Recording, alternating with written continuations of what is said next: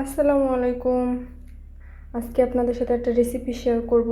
আমার সকালের নাস্তা, আমি এটা মাঝে মধ্যেই খাই আর কি। এটা হচ্ছে চিয়া সিড আর চিরা আর কিছু ফ্রুটস নাটস দিয়ে বানানো।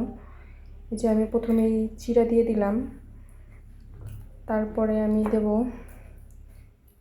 এই যে চিয়া সিড।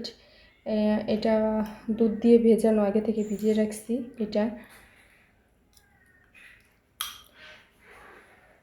তারপরে আমি দিয়ে দেব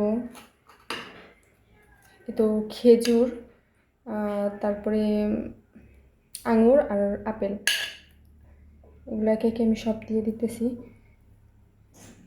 তো সকালে একটা হেলদি নাস্তা আর কি।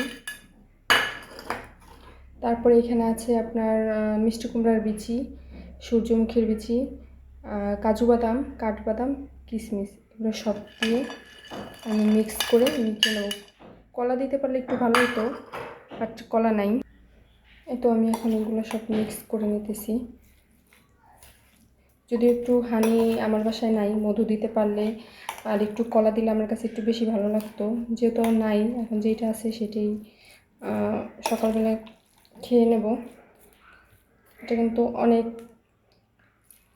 মজার একটা খাবার এবং হেলদি। বিসমিল্লাহ। অর্ধেক খাওয়ার পরে আমার মনে পড়ছে যে ফ্রিজে তো টক দই আছে। এখন আমি এই টক দই দিয়ে মিক্স করে করে তারপরে খাইতেছি। এখন আর বেশি মজা লাগতেছে।